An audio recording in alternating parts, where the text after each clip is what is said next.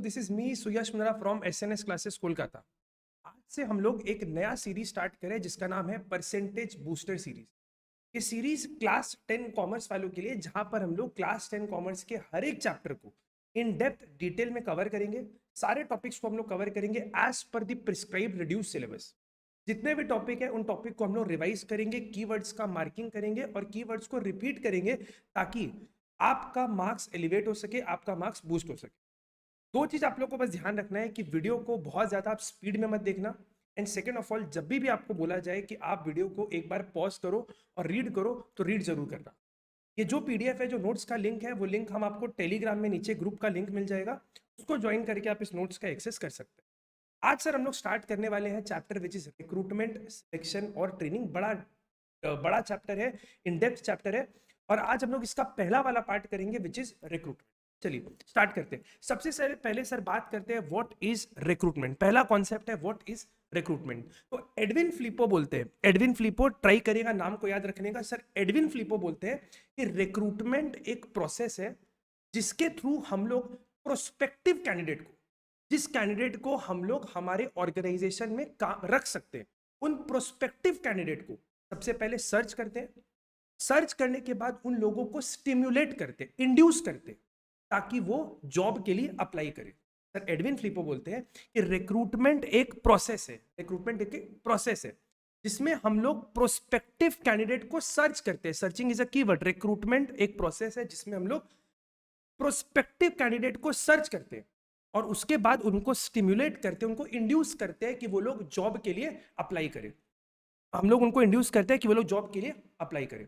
Sir recruitment का soul purpose क्या है? रिक्रूटमेंट का पर्पस है कि हम लोग बहुत सारे कैंडिडेट के एप्लीकेशन को रिसीव करें ताकि जो उनमें से मोस्ट सूटेबल है, जो हमारे ऑर्गेनाइजेशन के रिक्वायरमेंट को फुलफिल कर सकते हैं, उन लोगों को हम लोग सिलेक्ट कर सके। सर अभी तक हम लोग दो बात की है। रिक्रूटमेंट क्या है? सर एडविन फ्लिपो बोलते हैं रिक्रूटमेंट एक प्रोसेस है जहां पर हम लोग प्रोस्पेक्टिव एम्प्लॉइज को सर्च करते हैं, उनको स्टिम्युलेट करते हैं कि वो लोग जॉब के लिए अप्लाई करें। सर ऐसा हम लोग क्यों करते हैं? ताकि हमारे पास बहुत सारा एप्लीकेशन है, so that we receive large number of application, और जो उनमें से मोस्ट सूटेबल है, जो हमारे कंपनी के रिक्वायरमेंट को फुलफिल कर सके, उन लोगों को हम लोग सिलेक्ट कर सके। सर रिक्रूटमेंट को ना पॉजिटिव प्रोसेस बोला जाता है। रिक्रूटमेंट को पॉजिटिव प्रोसेस बोला जाता है क्योंकि यहां पर हम लोगों को फ्लड ऑफ एप्लीकेशन मिलता है। We create a pool of candidate. यहां पर एक पूल क्रिएट होता है कैंडिडेट का। जो लोग जॉब के लिए अप्लाई करते हैं उनके थ्रू एक पूल क्रिएट होता है कैंडिडेट का। बहुत सारे कैंडिडेट का हम लोगों को एप्लीकेशन मिलता है ताकि हम लोग एक सही चॉइस कर सके हमारे जॉब के वैकेंसीज को फिल करने के लिए। सर दो चीज ध्यान रखिएगा, पूरे रिक्रूटमेंट प्रोसेस में हम लोग कभी भी वर्ड एम्प्लॉई नहीं यूज कर सकते हैं क्योंकि वो बंदा अभी तक हमारा एम्प्लॉय बना नहीं है। अभी तक वो हमारा केवल एक प्रोस्पेक्टिव कैंडिडेट है, एक ऐसा कैंडिडेट जिसको हम लोग रख सकते हैं आफ्टर सिलेक्शन का प्रोसीजर। सर एक बार वापस फटाफट जल्दी एक बार प्लीज कॉन्सेंट्रेट। सर रिक्रूटमेंट क्या होता है? एडविन फ्लिपो बोलते हैं कि रिक्रूटमेंट एक प्रोसेस है जिस प्रोसेस के थ्रू हम लोग प्रोस्पेक्टिव कैंडिडेट को सबसे पहले सर्च करते हैं, सबसे पहले सर्च करते हैं और फिर उनको इंड्यूस करते हैं कि वो लोग जॉब के लिए अप्लाई करें। सर इसका एक पर्पस क्या है? सर इसका ये पर्पस है कि हमारे पास बहुत सारा एप्लीकेशन आए ताकि हम लोग एक सही चॉइस कर सके। सर सही चॉइस क्या किस लिए करेंगे? जॉब वैकेंसीज को फिल करने के लिए। सर रिक्रूटमेंट ना एक पॉजिटिव प्रोसेस है। Recruitment is a positive process क्योंकि यहां पर हम लोगों को एक पूल ऑफ कैंडिडेट मिलता है।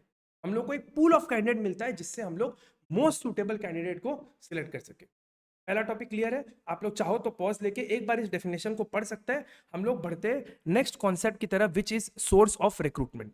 ठीक है सर, कैंडिडेट को सर्च करना है, उनको इंड्यूस करना है। अब सर सर्च कहां करें?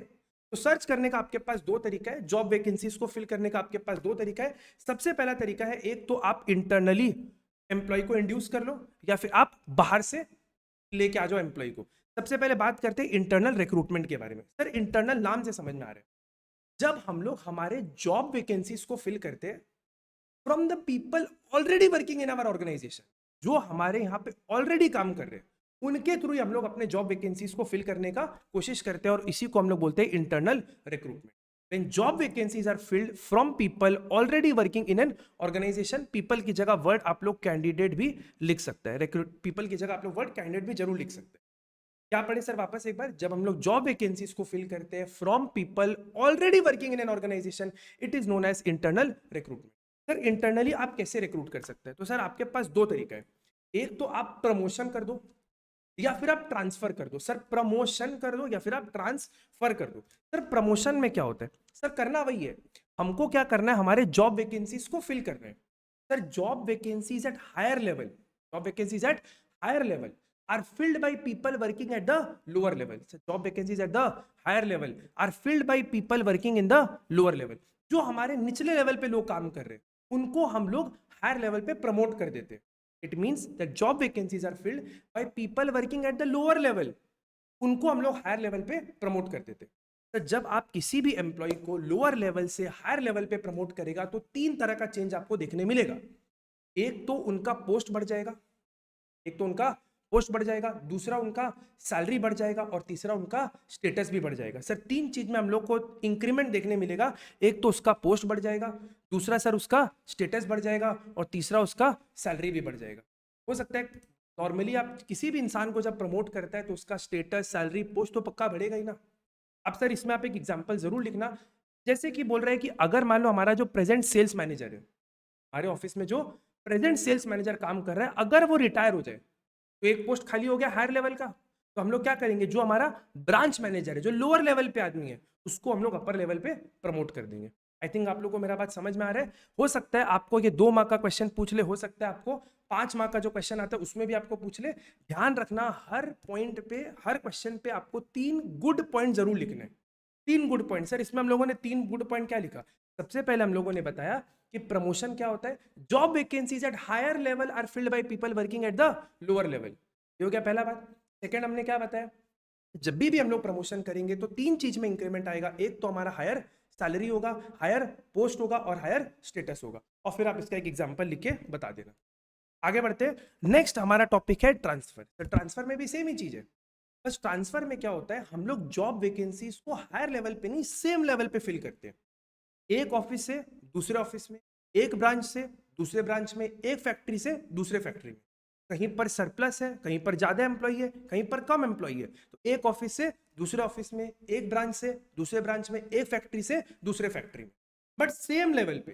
सर जब आप सेम लेवल पे ट्रांसफर करता है ना, तो ना तो उनका पोस्ट बढ़ता है, ना तो उनका सैलरी बढ़ता है और ना ही उनका स्टेटस बढ़ता है। तो इस बात को ध्यान रखना, जब जॉब वैकेंसीज हम लोग फिल करते हैं by shifting of an employee from one factory to another factory, from one branch to another branch, from one office to another office। Sir जो 3 चीज का हम लोगों ने बात किया ना, पोस्ट, सैलरी और स्टेटस, तीनों ही समान रहते हैं, तीनों ही सेम रहता है, तीनों में कोई चेंज नहीं आता है। सर एग्जाम्पल के तौर पे आप क्या लिख सकते हैं कि अगर मान लो किसी एक ब्रांच में सेल्स पर्सन का शॉर्टेज चल रहा है, तो जिस ब्रांच में आपके पास सेल्स पर्सन ज्यादा है आप वहां से उनको फिल कर सकते हैं। आई थिंक आप लोगों को मेरा बात समझ में आ रहा है। हम लोग बढ़ते हैं एडवांटेज ऑफ इंटरनल रिक्रूटमेंट और डिसएडवांटेज।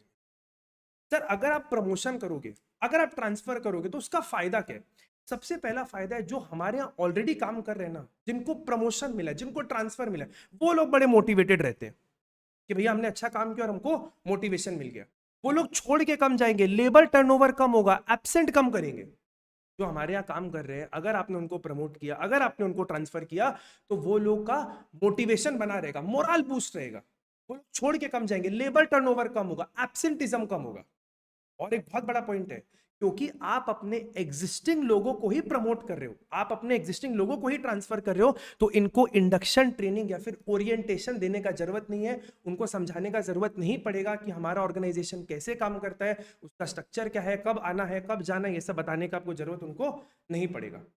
और ये सर एक बहुत ही चीप सोर्स ऑफ रिक्रूटमेंट है, क्योंकि आपको कोई एडवर्टीजमेंट नहीं करना, कोई टेस्ट नहीं लेना, कुछ भी नहीं करना। तो it is a very cheap mode of recruitment. तो 4 एडवांटेज हम लोगों ने पढ़ा। सबसे पहले एम्प्लॉय हमारा मोटिवेटेड रहेगा। तो एक बार वो मोटिवेटेड हो गया, उसका मोरल बूस्ट रहेगा, छोड़ के नहीं जाएगा, एब्सेंट कम करेगा, लेबर टर्नओवर नहीं होगा। चीप सोर्स ऑफ रिक्रूटमेंट है and very very very important, उसको इंडक्शन ट्रेनिंग या फिर ओरिएंटेशन ट्रेनिंग देने का जरूरत नहीं पड़ेगा। लेकिन इसका सर कुछ ड्रॉबैक भी है। अब जो एम्प्लॉय ये सोच के बैठा होगा कि सर मेरे को ना प्रमोशन मिलेगा, जिस ऑर्गेनाइजेशन में टाइम बाउंड प्रमोशन मिलता है कि आप 3 साल एक पोस्ट पे रुक जाओ फिर हम आपको प्रमोट कर देंगे, वहां पर अगर आपने प्रमोशन नहीं किया, किसी बाहर से लेके आ गया, तो वो एम्प्लॉय हो सकता है कि लेथार्जिक फील करे, क्योंकि उसको तो पता ही है ना कि भैया 3 साल रुकने पर हमको प्रमोशन मिल जाएगा। जहां पर टाइम बाउंड प्रमोशन होता है वहां आदमी काम करता ही नहीं, निठल्ला हो जाता है। क्यों? क्योंकि उसको पता है कि 3 साल बैठने पर ही तो हमको प्रमोशन मिल जाएगा। सबसे बड़ा मुश्किल, सबसे बड़ा डिसएडवांटेज इंटरनल रिक्रूटमेंट का है कि एम्प्लॉय लेथार्जिक हो जाता है, क्योंकि उसको पता है कि मेरे को टाइम बाउंड प्रमोशन मिलना ही है, और इस कारण से वो काम करता ही नहीं है। और एक बड़ा समस्या है कि इनब्रीडिंग क्रिएट हो जाता है। सर इनब्रीडिंग क्या होता है? जब आप अपने एग्जिस्टिंग लोगों को ही रिक्रूट करते हो, जब आप अपने एग्जिस्टिंग लोगों को ही रिक्रूट करते हो, तो इससे सबसे बड़ा प्रॉब्लम होता है कि जो आपके पास नया आइडिया बाहर से आ सकता था, अगर आप बाहर वाले को रिक्रूट कर दे तो वो अपने संग नया आइडिया लेकर आता, नया आउटलुक लेकर आता, वो आपके पास नहीं आएगा। इसके कारण इनब्रीडिंग क्रिएट हो जाता है। अब क्योंकि आपको अपने एग्जिस्टिंग लोगों को ही प्रमोट करना या ट्रांसफर करना है, कभी कभी अनसुटेबल कैंडिडेट भी सिलेक्ट हो जाता है। तो डिसएडवांटेज में हम लोग क्या पढ़ रहे हैं? सबसे पहला हम लोग बात पढ़ी कि इनब्रीडिंग क्रिएट हो जाता है। इनब्रीडिंग क्यों होता है? क्योंकि नया आइडिया नहीं आ रहा है, नया आउटलुक नहीं आ रहा है। दूसरा पॉइंट हम लोग पढ़े कि कभी कभी अनसुटेबल कैंडिडेट भी सिलेक्ट हो जाता है, क्योंकि हमारे पास चॉइस ही लिमिटेड है। और एक बड़ा प्रॉब्लम है, एम्प्लॉय लेथार्जिक हो जाता है, क्योंकि उसको पता है कि टाइम बाउंड प्रमोशन ही। और एक बड़ा डिसएडवांटेज है कि ये कंप्लीट सोर्स ऑफ रिक्रूटमेंट बिल्कुल भी नहीं है। अगर आपने किसी एम्प्लॉय को प्रमोट किया, किसी को ट्रांसफर किया, तो एक जॉब पोजीशन तो खाली हो गया ना, उसको फिल करने के लिए तो आपको एक्सटर्नल रिक्रूटमेंट करना ही पड़ेगा। तो ये कंप्लीट सोर्स ऑफ रिक्रूटमेंट बिल्कुल भी नहीं है। सर डिसएडवांटेज का बात करें, प्लीज फटाफट आप लोग साथ साथ रिपीट भी कर सकते हैं, रीड भी कर सकते हैं। सर सबसे पहला इनब्रीडिंग होता है। 4 पॉइंट है, 4 डिसएडवांटेज है, इसको याद रखना पड़ेगा। 4 याद रखो। सबसे पहले हो गया इनब्रीडिंग। इनब्रीडिंग, नया आइडिया नहीं आएगा, नया आउटलुक नहीं आएगा। उसके बाद जो आपके एग्जिस्टिंग एम्प्लॉई है, अगर उनको पता है कि हमको टाइम बाउंड प्रमोशन मिलने वाला है, तो वो लेथार्जिक हो जाएंगे। कभी कभी क्या होता है, अनसुटेबल कैंडिडेट लोग को भी हम लोग को सिलेक्ट करना पड़ता है, क्योंकि हमारे पास चॉइस ही लिमिटेड है। और ये बिल्कुल भी कंप्लीट सोर्स ऑफ रिक्रूटमेंट नहीं है, आपको बाहर से रिक्रूटमेंट करना ही पड़ेगा। ये खत्म होता है हमारा advantage and disadvantage of internal recruitment. आप लोग चाहो तो पॉज करके एक बार इस पॉइंट को रीड कर सकते हैं। हम लोग आगे बढ़ते हैं एक्सटर्नल रिक्रूटमेंट की तरफ। सर एक्सटर्नल रिक्रूटमेंट क्या होता है? सेम टॉपिक है। जब हम लोग जॉब वैकेंसीज को फिल करते हैं from people working outside the organisation, when job vacancies are filled by people outside the organisation, जो हमारे यहाँ के बाहर के लोग हैं, बाहर के लोगों को हम लोग उठाकर हमारे यहाँ पे रिक्रूट कर रहे हैं। When job vacancies are filled by people outside the organisation, it is known as external recruitment. Sir external recruitment का मतलब होता है जब हम लोग बाहर से लोगों को रिक्रूट कर रहे हैं। सर इसका 2 बहुत बड़ा फायदा होता है। एक तो हमारे पास चॉइस बहुत है, बहुत सारे लोग हैं, किसी को भी रिक्रूट कर लो। और सर जो नया आदमी आएगा वो अपने संग नया आइडिया लेकर आएगा, वो अपने संग स्किल्स लेकर आएगा। जो ऊपर में हम लोग 2 प्रॉब्लम पढ़े थे, डिसएडवांटेज अगर आप लोग लिंक कर पा रहे तो, जो 2 प्रॉब्लम था कि एक तो अनसूटेबल कैंडिडेट सिलेक्ट हो सकता है क्योंकि चॉइस लिमिटेड है, वो यहां पर प्रॉब्लम सॉल्व। और सर नया आदमी आएगा तो अपने संग नया आइडिया लेकर आएगा, नया चॉइस लेकर। लेकिन सर इसमें कुछ प्रॉब्लम भी है। एक तो ये टाइम कंज्यूमिंग प्रोसेस है, बाहर जाओ, लोगों को खोजो, उनका टेस्ट लो, इंटरव्यू लो, टाइम कंज्यूमिंग प्रोसेस है, और इसी के कारण से ये एक्सपेंसिव भी बन जाते हैं। और एक बहुत बड़ा प्रॉब्लम है कि जो लोग बैठे हैं ये सोचकर कि हमारा प्रमोशन हो जाएगा, और अगर हमने उनको प्रमोट या ट्रांसफर नहीं किया तो वो लोग फ्रस्ट्रेटेड हो जाएंगे। तो ये सोच के बैठे हैं कि सर 3 साल बाद तो मेरे को प्रमोशन मिलना ही है, अगर आपने उनको प्रमोट या ट्रांसफर नहीं किया तो वो लोग बड़े परेशान हो जाएंगे, वो लोग फ्रस्ट्रेटेड जरूर हो जाएंगे। सर हम लोग क्या पढ़ रहे हैं वापस एक बार फटाफट? एक्सटर्नल रिक्रूटमेंट का मतलब क्या होता है? सर एक्सटर्नल रिक्रूटमेंट का मतलब होता है when the job vacancies are filled by people working outside the organisation. Sir फायदा क्या है? फायदा बड़ा है। एक तो हमारे पास वाइड चॉइस है, बहुत सारे लोगों के संग हम लोग बहुत सारे लोगों में से जो सबसे बेस्ट हमको लगता है हम लोग उसको सिलेक्ट कर सकते हैं। और सर सबसे बड़ा बात है कि नया आदमी आएगा तो अपने संग नया आइडिया लेकर आएगा, नया स्किल्स लेकर आएगा, नया आउटलुक लेकर आएगा। सर इसमें प्रॉब्लम भी है, महंगा है, टाइम कंज्यूमिंग है, एक्सपेंसिव है, ये आपको याद रखना पड़ेगा। और एक बड़ा प्रॉब्लम है कि जो एग्जिस्टिंग एम्प्लॉय एस्पायर कर रहे हैं, existing employees who aspire to get promoted, they become frustrated. वो फ्रस्ट्रेट हो जाएंगे क्योंकि आपने रिक्रूट कर लिया है बाहर से। सर आगे बढ़ते हैं। Very very very important topic, जहां से आपको एग्जाम में क्वेश्चन आने का पूरा पूरा संभावना बनता है, which is source of external recruitment. अब ये जितना भी सोर्स है ना, इसको हम कैटेगरिकली 3 पार्ट में डिवाइड किया। ध्यान से स्ट्रैटेजिकली समझना। सबसे पहले हम बताया कि उस सोर्स का मतलब क्या है, उसका मेरिट क्या है और डीमेरिट क्या है। आप चाहो तो इसको इस फॉर्म में भी लिख सकते हैं, चाहो तो इसको 3-4 पॉइंट फॉर्म में भी आंसर लिख सकते हैं। ट्राई करिएगा आंसर को हमेशा पॉइंट फॉर्म में लिखने का। इन सारे पॉइंट्स को मेरिट्स डीमेरिट्स में ब्रेक करने का, स्प्लिट करने का ऑब्जेक्टिव ये है कि जब आप इसको याद करो तो आप ऐसे ही याद करो कि सर मेरे को 3 पार्ट याद रखना है। एक वो क्या होता है, what is this, merit and a demerit. याद करना आसान बड़ा हो जाता है। सबसे पहले बात करते हैं सर एडवर्टीजमेंट। देखिए क्या होता है, वेरी सॉरी वेरी सॉरी, देखिए जब भी किसी ऑर्गेनाइजेशन को, जब भी किसी ऑर्गेनाइजेशन को, जब भी किसी एंटरप्राइज को जॉब वैकेंसी फिल करना होता है, जब भी किसी ऑर्गेनाइजेशन को, जब भी किसी एंटरप्राइज को जॉब वैकेंसी फिल करना होता है, वो क्या करता है सर, वो एडवर्टीजमेंट करता है। सर कहाँ एडवर्टीजमेंट करता है, न्यूज़पेपर और जर्नल में, न्यूज़पेपर और जर्नल में एडवर्टीजमेंट देता है। सर एडवर्टीजमेंट में क्या लिखता है, एडवर्टीजमेंट में वो बताता है जॉब के बारे में, जॉब के लिए क्या क्या क्वालिफिकेशन रिक्वायर्ड है, कंपनी का कुछ कुछ डिटेल विटेल बता के आपको एडवर्टीजमेंट कर देता है। तो जब भी किसी ऑर्गेनाइजेशन को रिक्रूटमेंट करना होता है, वो क्या करता है, एडवर्टीजमेंट करता है। सर एडवर्टीजमेंट कहाँ करता है, एडवर्टीजमेंट न्यूज़पेपर में करता है, एडवर्टीजमेंट जर्नल में करता है। और वहां पर क्या बताएगा, डिटेल अबाउट द जॉब। वहां पर सर वो बताएगा detail about the job and क्या क्या क्वालिफिकेशन जरूरत है, बता दिया। सर इससे फायदा क्या होता है, सबसे बड़ा एक तो ना एडवर्टीजमेंट कन्वीनियंट और इकोनॉमिकल सोर्स है। बहुत सारे लोगों तक एडवर्टीजमेंट एक संग पहुंचता है, इकोनॉमिकल और कन्वीनियंट।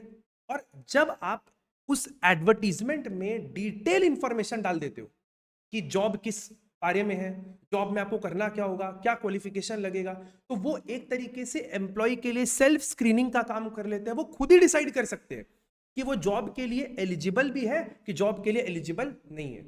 इसका बहुत बड़ा फायदा है कि जब आप डिटेल इंफॉर्मेशन डालते हो about the job in the advertisement, it creates self screening. वो सेल्फ स्क्रीनिंग का काम करता है, लोग खुद ही डिसाइड कर लेते हैं कि हमको जॉब का, कि हम जॉब के लिए एलिजिबल भी है या हम टोटली अनसुटेबल है। लेकिन इसमें डीमेरिट है कि आप कितना भी डिटेल लिख दो, आपके पास फ्लड ऑफ एप्लीकेशन आ जाता है, बहुत एप्लीकेशन आ जाता है, जिनको स्क्रीनिंग करना एक टाइम कंज्यूमिंग और एक्सपेंसिव प्रोसेस बन जाता है। सर एडवर्टीजमेंट क्या होता है, जब भी किसी ऑर्गेनाइजेशन को, जब भी किसी ऑर्गेनाइजेशन को रिक्रूटमेंट करना होता है, वो एडवर्टीजमेंट देते हैं। सर कहाँ देते हैं, न्यूज़पेपर में देते हैं और जर्नल में देते हैं। डिटेल इंफॉर्मेशन लिख देंगे। सर दो बहुत बड़ा फायदा है, एक तो सेल्फ स्क्रीनिंग का काम हो जाएगा, सस्ता है, इकोनॉमिकल है। नुकसान क्या है, फ्लड ऑफ एप्लीकेशन हमारे पास आ जाते हैं। क्लियर, चलिए आगे बढ़ते हैं, which is employment exchange. Sir employment exchange क्या बोलता है, एम्प्लॉयमेंट एक्सचेंज में 3 पार्टी इन्वॉल्व है। सबसे पहला government of India, job seeker, employer, एक काम मांगने वाला, एक काम देने वाला, और एक सरकार which is government of India. Sir government of India ने क्या किया है ना, एक बॉडी बनाया जिसका नाम है एम्प्लॉयमेंट एक्सचेंज, ताकि गवर्नमेंट ऑफ इंडिया अनएम्प्लॉयमेंट के प्रॉब्लम को टैकल कर सके, अनएम्प्लॉयमेंट के प्रॉब्लम को सॉल्व कर सके। तो गवर्नमेंट ने क्या किया, एक एम्प्लॉयमेंट एक्सचेंज बनाया ताकि वो अनएम्प्लॉयमेंट के प्रॉब्लम को टैकल कर सके, सॉल्व कर सके। सर गवर्नमेंट क्या करते हैं, जिन जो जॉब सीकर्स होते हैं ना, जिनको जॉब चाहिए, गवर्नमेंट उनको बोलता है कि आप हमारे पास आओ, अपना नाम, अपना एड्रेस, अपना क्वालिफिकेशन हमारे पास रजिस्टर कर दो। ठीक है, उन्होंने रजिस्टर कर दिया। अब जो एम्प्लॉयर है, जो आदमियों को रखना चाहते हैं, वो गवर्नमेंट को नोट इन्फॉर्म कर देता है, वो गवर्नमेंट को नोटिफाई करता है कि हमारे पास जॉब का वैकेंसी है। जो एम्प्लॉयर है, जो रखना चाहता है, वो गवर्नमेंट को नोटिफाई कर देता है कि हमारे पास जॉब का वैकेंसी है। गवर्नमेंट क्या करता है, देखता है अपने लिस्ट में कि क्या कोई जॉब सीकर मैच करता है। अगर मैच करता है तो एम्प्लॉयर को रेफर कर देता है कि ये पर्टिकुलर बंदा है जो आपके रिक्वायरमेंट को सूट करता है और आप इस बंदे को रख सकते हैं। सर इसका फायदा क्या होता है, सबसे बड़ा इसका फायदा होता है कि जो एम्प्लॉयमेंट एक्सचेंज है ना कहीं सूटेबिलिटी चेक करके देता है, वो स्क्रीनिंग करके देता है कि हाँ भैया ये आदमी एलिजिबल तो है कि नहीं है। तो हमारा टाइम और एफर्ट बच जाता है और हमको कोई एडवर्टीजमेंट भी नहीं करना पड़ता है। सर एम्प्लॉयमेंट एक्सचेंज का सबसे बड़ा फायदा है कि गवर्नमेंट कहीं ना कहीं स्क्रीनिंग करके देता है, तो हम लोगों को हर एक एप्लीकेशन को बैठ के खोजने का जरूरत नहीं है, जांचने का जरूरत नहीं है, स्क्रूटिनाइज करने का जरूरत नहीं है। लेकिन सर इसमें एक डीमेरिट भी है। सर सरकार का डॉक्यूमेंट है, सरकार का फोरम है, इसमें डेटा बहुत आउटडेटेड होता है। तो जब एम्प्लॉय का नंबर आता है, जब जॉब सीकर का नंबर आता है, उसको बोला जाता है कि भाई जाओ तुम्हारे काम का एक जॉब मिला है, वो डेटा इतना आउटडेटेड होता है कि वो लोग इंटरव्यू देने के लिए जाते ही नहीं है, क्योंकि उन्होंने रजिस्टर किया था कुछ साल पहले, कॉल उनके पास कुछ साल बाद आता है, तो वो इंटरव्यू देने जाते ही नहीं है। ये इसका बड़ा डीमेरिट है। आगे बढ़ते हैं sir, which is placement agency. अब सर प्लेसमेंट एजेंसी क्या होता है, एक एम्प्लॉयर है, एक जूता बनाने वाला कंपनी है, उनका एक्सपर्टीज है जूता बनाने में, एडवर्टीजमेंट करना, लोगों का इंटरव्यू लेना, उनको हायर करना, ये उनका एक्सपर्टीज नहीं है। तो हम लोग क्या कर सकते हैं, हम लोग एक प्लेसमेंट एजेंसी को हायर कर सकते हैं ताकि वो कंप्लीट जॉब ऑफ रिक्रूटमेंट करके दे दे, कंप्लीट जॉब ऑफ रिक्रूटमेंट। हम लोग क्या कर सकते हैं, एक प्लेसमेंट एजेंसी को हायर कर सकते हैं ताकि वो कंप्लीट जॉब ऑफ रिक्रूटमेंट हमको कर कर दे दे। सर वो क्या क्या काम करते हैं, तो देखो क्या क्या काम करते हैं। एजेंसी हमारे बिहाफ में एडवर्टीजमेंट करेगा, वो एप्लीकेशन रिसीव करेगा, एप्लीकेशन को स्क्रीनिंग भी कर देगा कि वो एलिजिबल है कि नहीं है, और शॉर्टलिस्ट करके कैंडिडेट हम लोगों को भेज देगा कि सर हमारे हिसाब से ये लोग हैं जो एलिजिबल है, अब आपको जिनको रखना है रखो, नहीं रखना है हटा दो। कभी कभी तो वो लोग ट्रेनिंग वेनिंग भी बेसिक करा के हमारे यहाँ पे भेज देते हैं। सर इसका क्या फायदा है, हम लोग इन सारे झंझट से बच गए, एडवर्टीजमेंट करना, इंटरव्यू लेना, स्क्रीनिंग करना, इस झंझट से हम लोग बच गए, तो हमारा टाइम और एनर्जी बचता है। लेकिन सर इसका एक नुकसान भी है कि ये जो एजेंसीज होते हैं ना, ये लोग सब्सटैंशियल फीस, बहुत मोटा फीस ये लोग चार्ज करते हैं, तो हमारे लिए एक्सपेंसिव भी बन जाता है। तो सर क्या पढ़ा, एक बार वापस हम लोग रिवीजन करते हैं। सर क्या बोल रहे हैं, एम्प्लॉयर क्या कर सकता है, हम लोग क्या कर सकते हैं, एक प्लेसमेंट एजेंसी को हायर कर सकते हैं जो हमारे बिहाफ में पूरा रिक्रूटमेंट का काम करके दे दे, जो हमारे बिहाफ में पूरा रिक्रूटमेंट का काम करके दे दे। सर वो क्या काम करेगा, सर वो एडवर्टीजमेंट भी करेगा, जॉब का एप्लीकेशन रिसीव भी करेगा, रिसीव करने के बाद उनको स्क्रीनिंग भी करेगा, और हमको एक शॉर्टलिस्ट करके लिस्ट पकड़ा देगा कि सर ये लीजिए आप इनको रख सकते हो। सर इसका सबसे बड़ा फायदा क्या है, हमारा टाइम, एनर्जी, एफर्ट सब कुछ बच जाता है। सर डीमेरिट क्या है, सब्सटैंशियल फीस वो लोग चार्ज करते हैं। आई थिंक यहां तक आप लोगों को क्लियर है। हम लोग आगे बढ़ते हैं, which is campus interview. Sir campus interview आप लोग सुना ही होगा, आजकल कॉलेजेस वगैरह से भी प्लेसमेंट होता है। वो क्या गया ना, आजकल जो बिजनेस का एनवायरनमेंट हो गया ना, वो इतना कॉम्पिटिटिव हो गया, इतना टेक्निकल हो गया है कि हम लोगों को पढ़े लिखे लोगों का जरूरत पड़ता है। आजकल का जो बिजनेस का एनवायरनमेंट है वो इतना टेक्निकल हो गया, इतना कॉम्पिटिटिव हो गया है, that we need well educated people.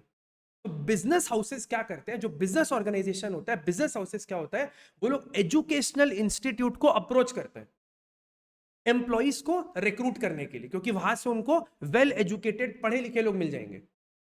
जो कैंपस इंटरव्यू होता है ना, वो केवल मैनेजेरियल और टेक्निकल पोजीशंस के लिए होता है, जो मैनेजर लेवल के लोग होते हैं केवल उनके लिए होता है।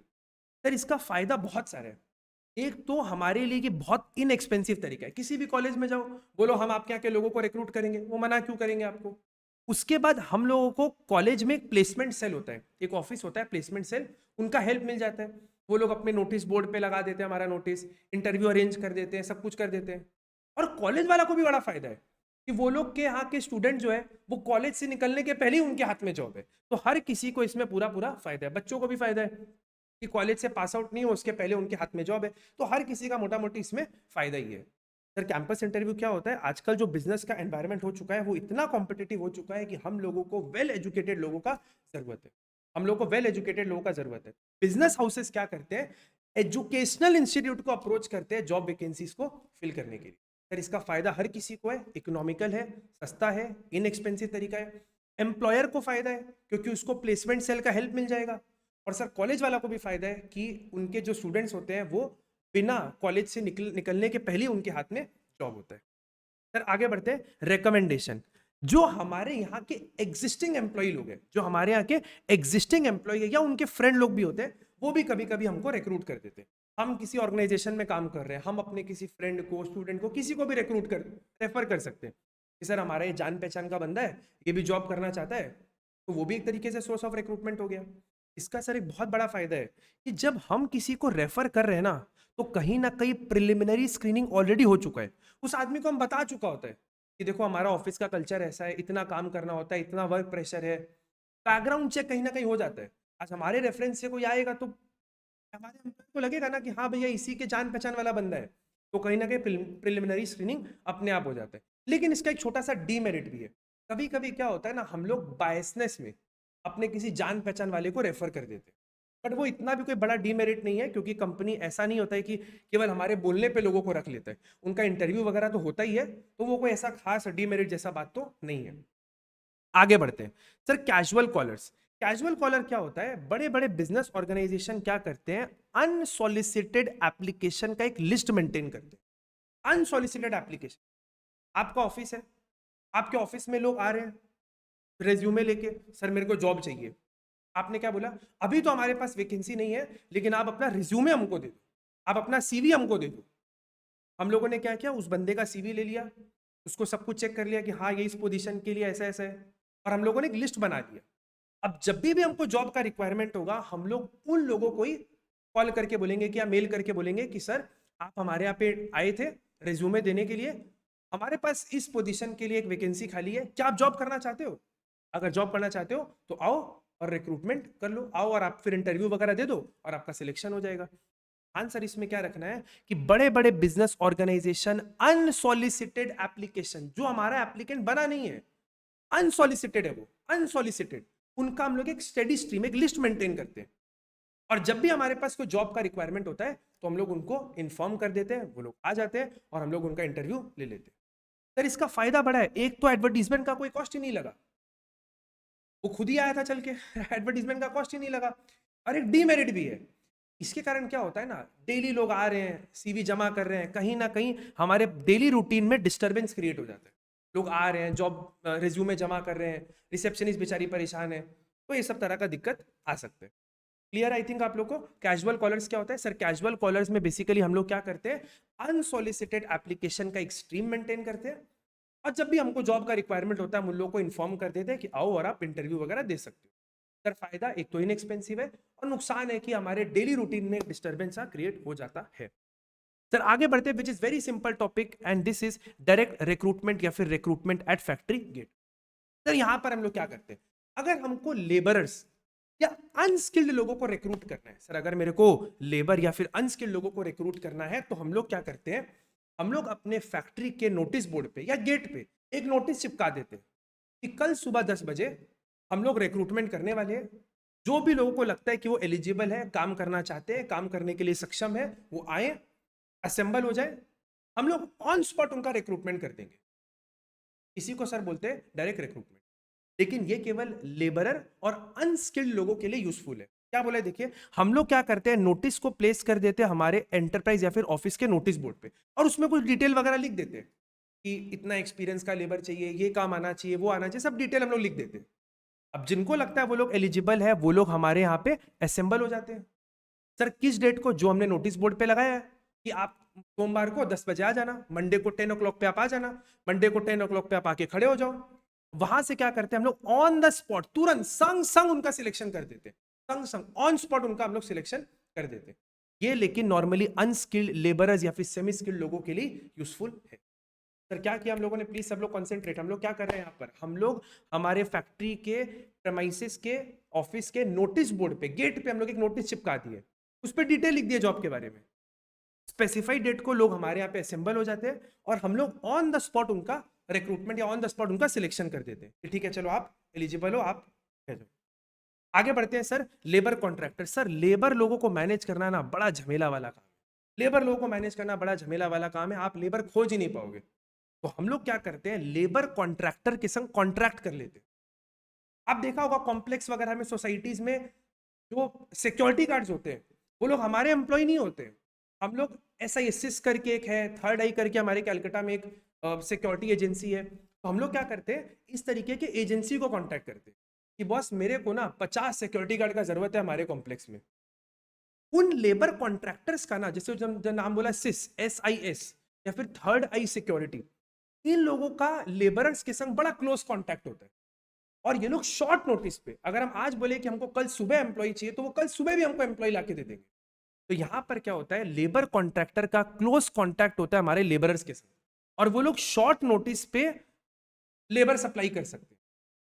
हो गया एक सोर्स ऑफ रिक्रूटमेंट। लेकिन इसका एक बहुत बड़ा डीमेरिट है, अगर कल को हमारा रिलेशन खराब हो जाए हमारे लेबर कॉन्ट्रैक्टर के संग, अगर हमारा रिलेशन खराब हो जाए हमारे कॉन्ट्रैक्टर के संग, और अगर वो डिसाइड कर ले कि हम लोग ऑर्गेनाइजेशन छोड़ के जाएंगे, तो उसने जितने भी वर्कर को रिक्रूट किया वो सब छोड़ के चले जाएंगे। ये एक बहुत बड़ा प्रॉब्लम है।